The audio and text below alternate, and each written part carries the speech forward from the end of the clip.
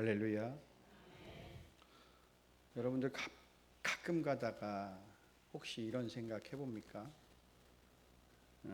내가 다시 태어날 수 있다라며, 아니면 내가 과거로 좀 다시 돌아갈 수 있다면, 혹시 이런 생각을 해봅니까? 저는 그런 생각을 해봅니다.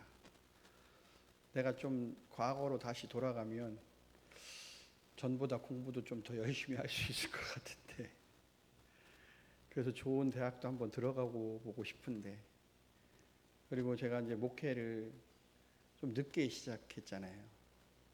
그러니까 늦게 시작하다 보니까 사실은 이렇게 목회 사역을 하는 그 길을 가다 보니까 늦은 시간에 오니까 조금 힘든 것도 있더라고요.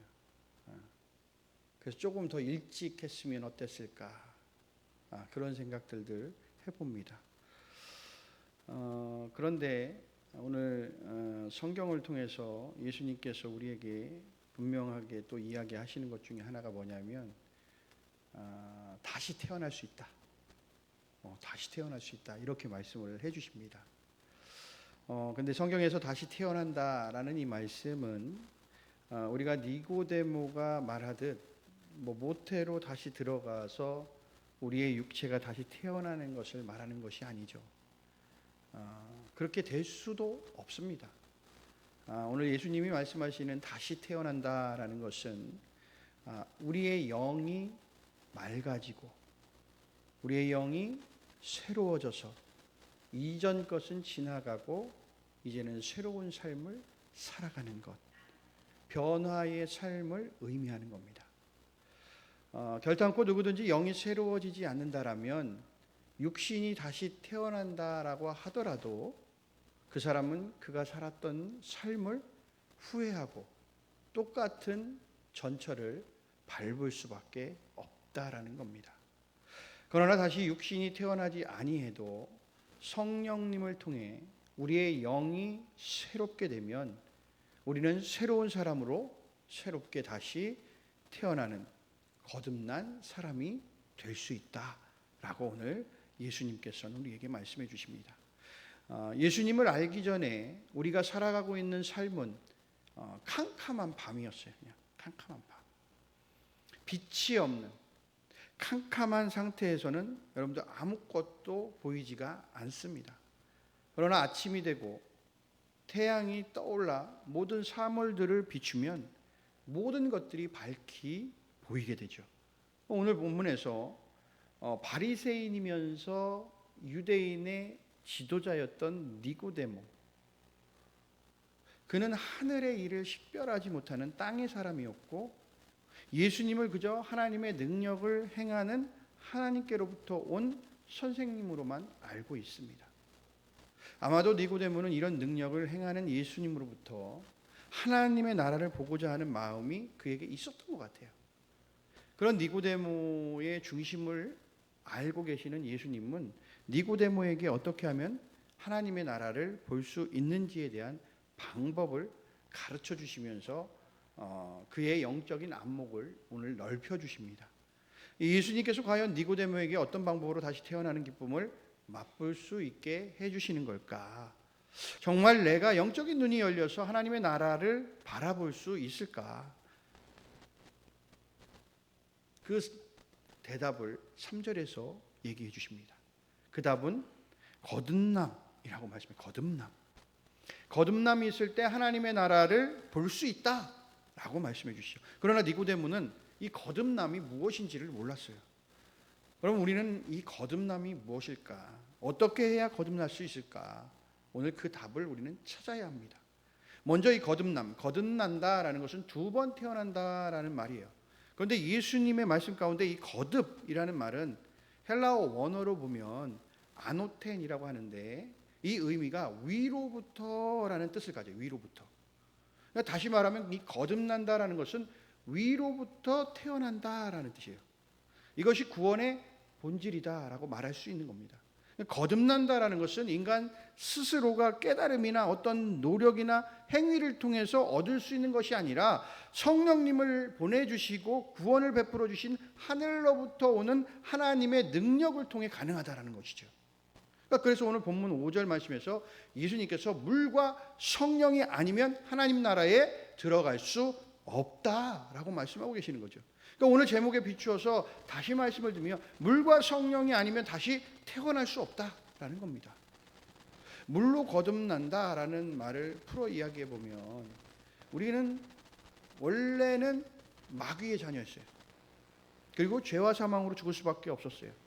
그런데 우리가 예수 그리스도를 구원자로 믿고 회개하고 죄사함을 받아서 주님의 자녀가 된 것, 우리는 즉 이거를 세례라고도 이야기를 합니다. 그러나 이 부분은 우리가 영적인 의미로 봐야 돼요. 영적인 의미. 여러분, 영원히 목마르지 아니하는 생명수 되시는 그 예수님이 우리 안에 거하셔야 된다는 거죠. 우리를 다스리시고 우리를 인도하시고 그것을 통해서 우리가 영원히 목마르지 않는 영적인 삶을 살아가는 것, 이것을 이야기하는 겁니다. 또한 성령의 충만함이 우리에게 나타나야 돼요. 성령을 선물로 받아서 하늘의 비밀을 우리가 깨달아 알고 우리의 영이 해와 같이 밝아져서 어둠을 비출 수 있는 빛의 사자가 되고 하나님의 나라를 바라보면서 하나님 나라를 세워가는 성령의 열매를 날마다 맺어가는 그런 믿음의 그리스도인이 되어야 한다라는 겁니다. 그러면 거듭나게 되면 우리에게 나타나는 현상들이 있다는 거예요. 거듭나면 이 사람 거듭났어, 이 사람 다시 변화됐어 라는 것들의 모습을 무엇으로 볼 수 있느냐, 그런 현상들이 우리에게 나타나는데, 첫 번째는 거듭나게 되면 바라보는 이 눈이 달라진다는 거예요. 그러니까 영적인 눈이 떠지는 건데, 영적 눈이 떠져서 영적인 눈으로 세상을 바라보게 된다는 겁니다. 여러분, 세상의 많은 사람들의 시선으로 니고데모를 바라봤을 때 그의 능력으로나 명예로나 또는 모두가 부러워할 만한 사람이었어요, 니고데모는. 그러나 그의 그는 영적 세계를 분별하지 못하는 무지한 상태였다란 말입니다. 그러니까 니고데모가 오늘 예수님을 찾아올 때도 밤이잖아요. 밤에 찾아온 거는 두 가지예요. 밤에 찾아왔다? 이거는 사람들의 시선을 피했다라는 거죠. 그러니까 예수님을 바리새인이고 유대인의 지도자가 그날 예수님을 찾아오는 것을 보게 되면 사람들은 그 사람을 비난할 거예요. 왜냐하면 그 당시 유대인의 지도자들은 예수님을 싫어했기 때문에. 그래서 밤에 아무도 모를 때 예수님을 찾아옵니다. 그러니까 한 부분은 의미로 해석할 때는 하나는 그렇고, 다른 하나로 해석해 보면 여전히 그는 영적으로 깜깜한, 그러니까 영적인 눈이 떠지지 않은, 앞을 보지 못하는 그러한 상황이었다라는 겁니다. 오늘 니고데모는 예수님을 만나서 예수님께 당신은 하나님께로부터 오신 선생님인 줄 압니다 라는 이 칭찬의 말을 하고 있죠. 그런데 그게 과연 칭찬의 말일까? 여러분, 베드로는 예수님을 뭐라고 말씀하시죠? 주는 그리스도시요 살아계신 하나님의 아들이십니다, 이렇게 고백을 합니다. 이 고백에는 엄청난 차이가 있죠. 한 니고데모는 선생님, 하늘로부터 온 선생님, 그러나 베드로는 하나님의 아들, 살아계신 하나님의 아들, 이렇게 고백을 합니다. 그러니까 니고데모는 예수님이 하나님의 아들임을 사실은 여기에서 오늘 보면 알지는 못하는 거예요. 그저 많은 사람에게 하나님의 나라를 가르치고 병자도 치유하고 귀신을 쫓아내는 하나님의 능력을 받은, 그래서 하나님께로부터 온 어떤 선생으로 이렇게 생각하고 있는 겁니다. 그러나 예수님께서는 오늘 그 이후에 어떤 대답에, 정확한 그 질문에 대한 대답을 좀 해주시면 좋은데, 니고데모에게 전혀 엉뚱한 말로 대답을 하십니다. 사람이 거듭나지 않으면 하나님의 나라를 볼 수 없다, 이런 말씀을 대답을 하세요. 그 이야기를 했다라는 것은 여전히 니고데모는 영적으로 무지하고 있음을 이야기하는 거죠. 그래서 그 무지했던 니고데모를 지금 영적인 세계로 예수님께서 이끌어가고 계시다라는 겁니다. 거듭나게 되면 우리는 세상을 바라보는 눈이 달라집니다. 거듭나기 이전에는 모든 삶이 때로는 불평이고 불만이고 모든 것들이 부정적인 것으로 바라볼 수 있었지만 거듭나게 되는 순간 영적인 눈이 떠지게 되면 우리는 작은 것 하나에도 감사가 넘치는 삶을 살게 된다는 겁니다. 그러니까 이게 영적인 눈으로 보냐 안 보냐. 그러니까 이 물이 이렇게 물이 있으면 먹잖아요. 이거 먹잖아요. 이거 먹으면 이제 얼마 안 남았네. 이렇게 보는 시각이 있고 먹고 아직도 많이 남았네. 보는 시각에 따라서 그 사람마다 다르단 말이에요. 그러니까 내가 그걸 긍정적으로 바라보는 사람이 있고 어떤 사람은 뭘 봐도 부정적으로만 바라보는 사람들이 있다는 말이죠. 근데 우리 그리스도인들은 거듭남에 변화된 사람들은요, 항상 어떤 무언가를 바라볼 때 다 긍정적으로 바라봅니다. 아이고 아직도 많이 남았네. 아이고 배불러. 언제 다 먹는데야? 그렇게 할 수 있어요. 그러니까 우리는 항상 모든 것을 바라보는 눈이 긍정적인 것들을 바라보게 돼 있다라는 겁니다. 절대 예수 그리스도를 믿는 믿음의 사람들, 거듭남의 사람들은 부정적인 것을 바라보지 않아요. 늘 긍정적인 것, 좋은 것. 다윗을 생각해 보면 다윗은 이스라엘의 위대한 왕 중에 한 명이죠. 그가 더 칭송받는 것은 그가 걸어온 삶을 보면 참 험난한 삶을 살아왔어요. 참 힘든 인생길이었어요. 다윗의 인생길은. 왕이 돼서도 살아가는 그의 삶을 보면 왕임에도 불구하고 참 어려운 삶을 살아갔어요. 죽음의 문턱을 몇 번을 넘기면서 그럼에도 불구하고 그는 늘 하나님께 감사하는 사람이었습니다. 그가 왜 힘들고 죽을 것 같은 삶을 살아도 하나님께 감사했을까? 그는 하나님의 사람이고 바로 거듭남의 사람이었기에 그의 삶에는 늘 감사가 넘쳤다라는 거예요. 거듭나면 바라보는 눈이 달라집니다. 가장 눈에 띄게 변화하는 것은요, 땅의 것을 바라보던 눈이 이제 하늘의 것을 바라보는 눈으로 변하게 된다라는 거예요. 땅의 것에 중심을 두고 있었던 자기중심적 사고를 살았던 사람은 이제는 하늘의 것을 중심에 두고 자기중심 사고에서 하나님 중심으로 바뀌게 된다라는 겁니다. 그 대표적인 사람이 누굽니까? 삭개오, 사도 바울. 삭개오는 땅의 것에 중심을 두고 살아갔던 사람이에요. 늘 돈을 어떻게 하면 많이 벌 수 있을까? 어떻게 하면 돈을 많이 모을 수 있을까? 어떻게 하면 저거 속여가지고 돈을 좀 많이 내가 취할 수 있을까? 그렇게 살았던 사람이에요. 그 자기중심적으로 살았던 사람. 그러니까 모든 그 지역에 삭개오를 좋아하는 사람이 아무도 없었다라는 거죠. 누가 힘들든 신경 쓰지 않았어요. 그냥 자기 욕심 채우는 일에만 전념했던 사람이 삭개오입니다. 그러나 그가 예수님을 만나고 그의 삶은 거듭남의 삶을 살아가게 되죠. 자기의 재산을 가난한 자들에게 다 반을 나눠줍니다. 속여 취했던 것들을 사람들에게 나눠줍니다. 자기중심적 사고에서 삶에서 하나님의 중심으로 바뀌게 되는 그러한 변화의 삶을 살아가게 되죠. 사도 바울도 마찬가지예요. 예수님을 미워하고 예수님을 믿는 자들을 핍박하면서 핍박했던 그 사람이 예수님 만나고 예수님을 가장 사랑하는 사람이 되었어요. 자기가 가지고 있던 세상적인 모든 스펙들도 다 예수님을 위해서라면 다 배설물과 같다라고 이야기합니다. 그리고 자기에게 가장 고상한 지식은 뭐다? 예수님을 아는 것. 이렇게 고백한 사람입니다. 그러니까 하늘의 일이라면 예수 그리스도를 위해서라면 그냥 생명도 아끼지 않을 만큼의 삶을 그가 살아갔다라는 거예요. 마지막까지. 사랑하는 성도 여러분, 예수 그리스도 안에서 성령 충만함으로 날마다 거듭나는 우리 인생이 되어야 합니다. 정말 영적으로 다시 태어나는 기쁨을 맛보기를 원해요. 다시 태어나서 모든 것을 바라보는 눈이 달라져서 불평이 감사로 바뀌고 땅의 것이 하늘의 것으로 바뀌는 자기중심적 사고가 하나님 중심으로, 교회 중심으로, 말씀 중심으로 바뀌는 놀라운 은혜가 여러분들의 삶에 나타나기를 간절히 소원합니다.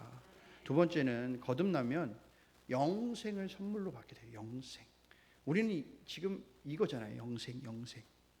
거듭나게 되면 영생이 내게 주어져요. 그 땅의 것을 추구하는 사람에서 하늘의 것을 추구하는 사람으로 변화되는데, 하늘의 것을 추구하는 사람에게는 하나님께서 주시는 복된 선물이 있어요. 그게 뭐냐? 바로 영생이에요. 영생. 천국에서 주님과 함께 영원히 왕노릇할 수 있는 특권을 부여해 주신다라는 겁니다. 그러나 우리는 거저 다시 태어날 수 없지요. 예수님께서 오늘 분명하게 말씀하십니다. 물과 성령으로 나지 아니하면 결단코 하나님 나라 들어갈 수 없다라고 말씀하세요. 그러면 오늘 이 자리에 나오신 분들 모두 여기 다 물세례 받으셨죠? 다 물세례 다 받으셨죠? 근데 이 물세례만으로 부족해요. 근데 오늘 이 물 말고 성령 세례가 있어야 된다고 이야기합니다. 그럼 이 성령 세례가 뭐 어떻게 되느냐? 우리가 성령 세례를 받았는지 안 받았는지 잘 모르는 분들도 계시는데, 자, 이 물 세례를 받는다라는 것은 오늘 이 물로 거듭난다라고 그러잖아요. 그냥 단순하게 이 물 세례만을 이야기하는 게 아니에요. 이 우리가 세례 받을 때 이 세례 받는 사람들이 고백하는 것이 무엇입니까? 내가 죄인입니다. 이 고백이 있어야 돼요. 이 고백이 없으면 세례 받은 거 아무 의미 없습니다. 나 죄인입니다. 주님, 나의 죄를 회개합니다. 이 회개가 있어야 돼요. 그 회개를 통해서 예수님이 우리의 죄를 사하여 주시고, 그래서 내가 구원자이신 예수님을 믿게 되는 거. 그래서 믿음으로 구원받은 성도들이 모인 곳이 교회잖아요. 그러니까 세례받은 사람은 그것을 고백하는 거예요. 내가 죄인인 것을 고백하고 내가 예수님이 나의 구원자이심을 고백하는 겁니다. 그것이 세례예요. 그러면은 이게 단순히 형식적인 어떤 물 세례를 받는 것으로 끝나는 것이냐? 아니에요. 예수님이 말씀하시기를 사마리아 여인을 만났을 그때에 내가 주는 이 물, 우물물, 먹는 물, 이거 먹으면 우리는 계속해요. 뭐예요? 계속 갈증이 나. 그런데 내가 너에게 줄 것이 있는데 영원히 목마르지 않는 물을 주겠노라. 그게 뭐예요? 예수 그리스도.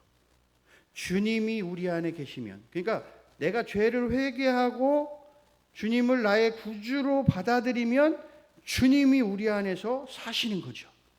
그게 영원히 목마르지 아니하는 물이 되는 거죠. 그 물이 우리 안에서 흐르는 겁니다. 예수 그리스도께서 우리 안에 계시는 거예요. 자, 우리 안에 예수님이 계시면 우리에게 뭐를 주셔요? 성령을 선물로 주시는 거예요. 이렇게 순서가 그렇게 되는 거예요. 순서가. 근데 나는 세례 받았어. 근데 여전히 삶은 여전히 옛날에 똑같은 삶을 살아가. 그럼 과연 그게 내가 죄를 하나님 앞에 회개하고 예수님을 나의 구원자로 받아들인 거냐? 아니다. 그건 저는 세례를 주는 것에 대해서 굉장히 어떨 때는 예전에 왜 세례를 아무나 막 주시지? 뭐 나이 되면 그냥 와서 세례 받으러 써갖고 오래. 그냥 다 받아갖고 오래. 15살 되면 그냥 의무적으로 무슨 세례 받는 것처럼 교회 나오면.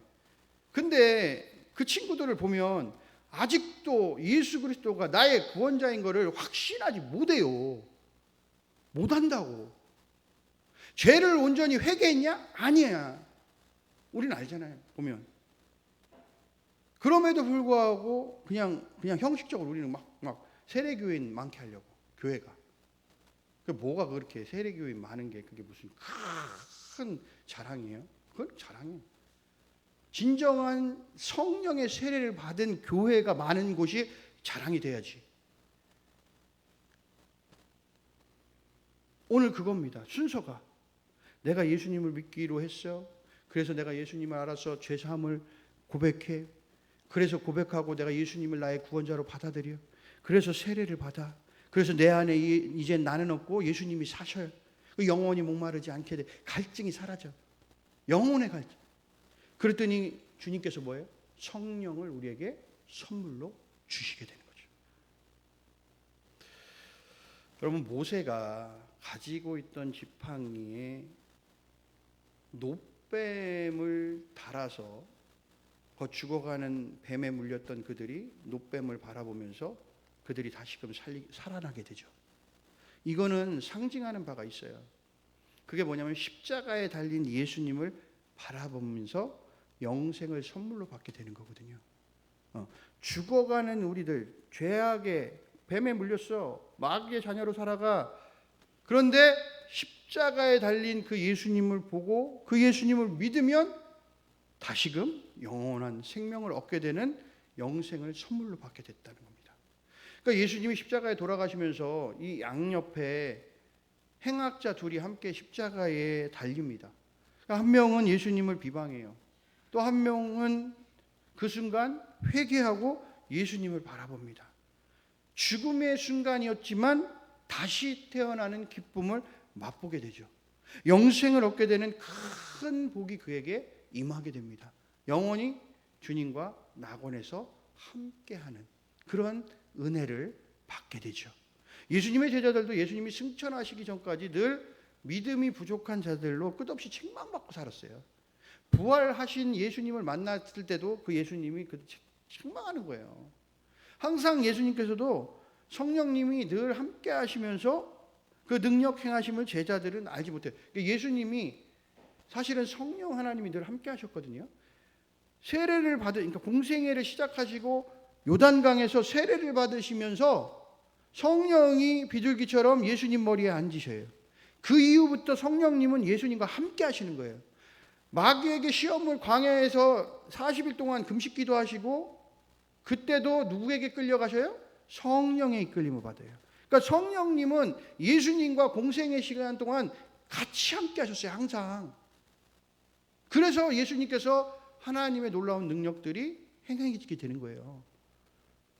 그러니까 그거를 제자들은 몰랐어요. 제자들은. 그래서 예수님께서 부활하시고 예수님이 가장 먼저 그들을 찾아가셔서 하셨던 말씀이 뭡니까? 니들 평안하냐? 평안하냐고 물어보세요. 니들 평안해? 근데 안 평안해. 안 평안하니까 문 꼭꼭 잠그고 그 자리에 숨어 있는 거 아닙니까? 평안하면 뭘 문을 잠그고 그렇게 살아갈 이유가 뭐가 있겠냐고요. 문 꼭꼭 잠그고 지금 불안해. 근데 그러니까 예수님이 제일 먼저 와서 하시는 말씀은 너희들 평안하냐? 물어보시는 거예요. 근데 제자들은 대답을 못해. 평안합니다. 뭐 평안합니다? 아니 안 평안하거든. 그때 예수님께서 그들에게 뭐라고 말씀하시냐면 너희들 성령 받아라 이렇게 말씀하시는 거죠. 그러니까 예수님이 승천하신 이후 그들이 오순절날 마가의 다락방에서 성령을 선물로 받게 됩니다. 그러니까 성령님이 그들에게 임재하신 다음에 그들의 삶은 완전하게 달라져 버리죠. 그러니까 두려움에 떨던 삶이 용기 있는 삶으로 변하게 되고 믿음 없고 능력 없던 삶이 이제는 믿음 있고 능력 있는 삶으로 바뀌게 됩니다. 성령님을 통해 거듭난 그들이 병자도 고쳐요. 능력을 행한단 말이죠. 그리고 당당하고 용기 있게 강하고 담대함으로 복음을 전하는 삶을 그들이 살아갑니다. 그러니까 죽음도 두렵지 않아요. 거듭남을 통해서 성령을 선물로 받게 되면 그들이 다시 재림의 예수님을 만나고자 하는 소망으로 인해서 영생이 주어지게 된다는 겁니다. 오늘 이 자리에 나온 우리 모든 성도님들 성령님의 임재하심을 통해 성령 체험을 통해 거듭나게 되고 또한 영생을 선물로 우리는 받은 줄로 믿습니다. 세 번째는 거듭나면 아까 얘기했던 생수의 강이 흘러넘쳐요. 생수의 강. 오늘 등장하는 니고데모가 예수님이 말씀하신 이 거듭남의 의미를 제대로 이해하지 못한 땅의 사람으로 등장했다가 예수님으로부터 이 거듭남의 비밀을 듣게 되고 본문 속에서 사라져요.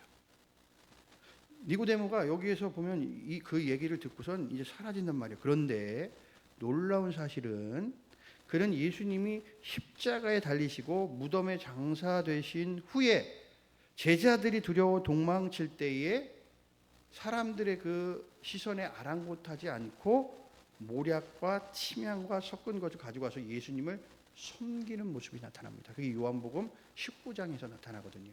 그때 등장해요. 다시. 그러니까 사도 요한을 통해 그는 예수님이 십자가에 달리기 전 예수님께 밤에 찾아왔던 니고데모라고 소개해요. 그러니까 니고데모가 이제는 영적인 어두운 상태인 밤, 어둠에서 벗어나 땅의 사람이 아닌 하늘의 사람으로 거듭났음을 보여주는 증거의 말씀입니다. 그러니까 예수님 만나고 거듭남의 비밀을 알게 되고 그가 나중에 예수님 앞에 그 장사된 예수님 무덤에 나오게 되는 거죠. 그러니까 우리는 어때요? 여러분, 생수의 강이 여러분들 흘러넘치는 삶을 살고 계세요? 아니잖아요. 맞아요? 여러분, 생수의 강이 여러분들 흘러넘칩니까? 여러분들 매일매일 기뻐요? 답답해 죽겠지만, 아이고, 답답한 일만 있으니까. 여러분, 우리는 예수 그리스도로 말미암아 우리 안에서 생수의 강이 넘쳐 흘러야 돼요. 여러분, 이게 거듭난 사람의 비밀이거든요.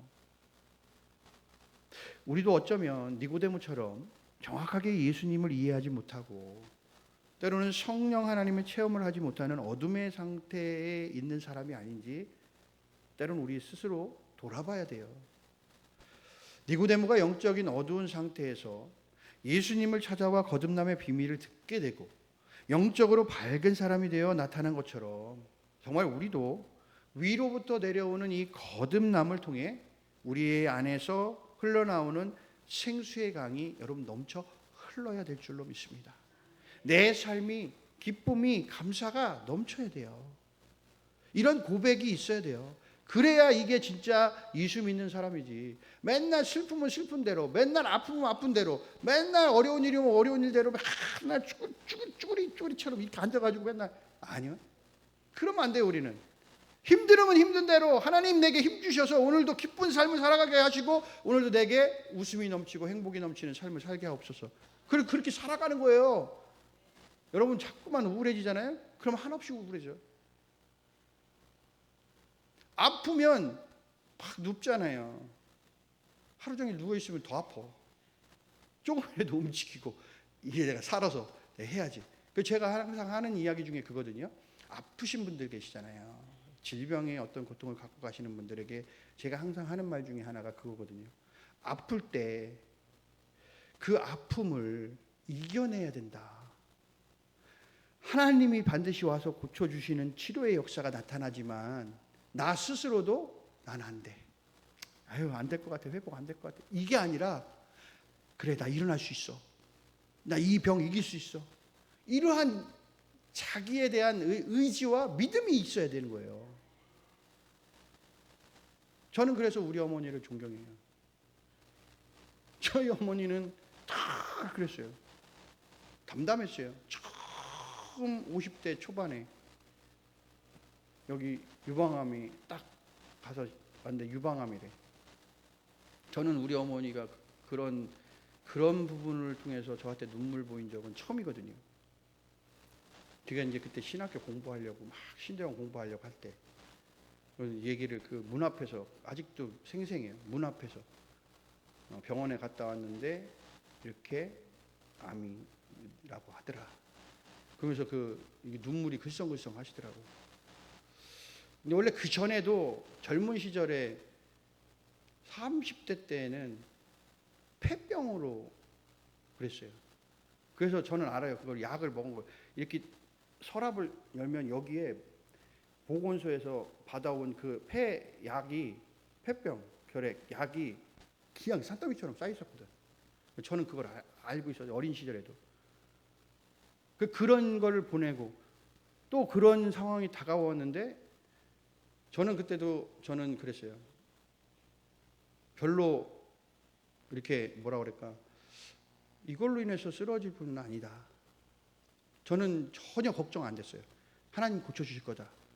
근데 우리 어머니도 그 당시에 지금은 항암 치료하는 그런 어떤 기술들이 많이 발전해서 근데 저희 어머니가 항암 그때 맞은 게 9번 그리고 방사선 치료 40번.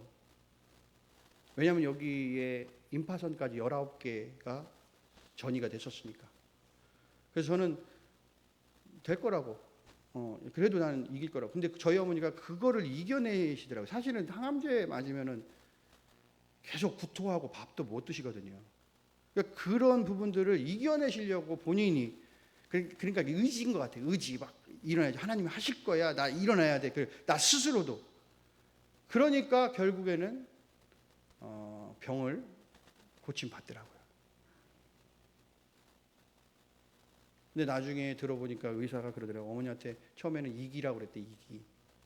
근데 저는 그때는 잘 몰랐으니까 나중에 다 한 5년 후에 이제 다 끝날 때 되니까 다 다 이제 뭐 이제 다 됐다고 하니 그때 뭐 4기인가 3기에서 4기 넘어가는 그거였다고 그렇게 얘기해요. 그러니까 사람에게 뭐 그 의사도 희망을 줬겠죠. 이길 수 있다, 고칠 수 있다, 그런 희망. 그러니까 우리는 그런 희망이 있어야 돼. 희망. 된다. 하나님이 하실 거야. 반드시 고치실 거야. 이러한 의지를 갖고 해야 돼. 그래서 긍정적으로 모든 일들을 바라봐야 돼. 그래야 거기에 놀라우신 하나님의 역사, 그 놀라운 하나님의 은혜, 이런 모든 것들이 우리를 이기게 하신다라는 것이죠. 여러분, 우리의 삶 가운데 여러분들 우리가 또 세상 가운데 살아가면서 우리는 그리스도인으로서의 귀한 정체성을 분명히 해야 돼요. 하나님은 반드시 우리에게 기쁨을 주시는 분이시지 아픔을 주시는 분이 아니십니다. 늘 우리는 세상에 하나님의 이름을 드러내며 그렇게 살아갈 수 있는 사람들이 되어야 합니다. 이것이 진정한 거듭남의 사람이고 거듭나게 되면 나타나는 현상들의 모습이다라는 것입니다. 여러분들 삶에 늘 기쁨이 넘치길 바랍니다. 늘 감사가 넘치기를 바랍니다. 모든 것들을 좋은, 선하고 긍정적으로 바라볼 수 있는 그러한 눈으로 바라보길 바랍니다. 여러분, 반드시 하나님은 여러분을 통해 또 하나님의 역사들을 나타내시리라 믿습니다.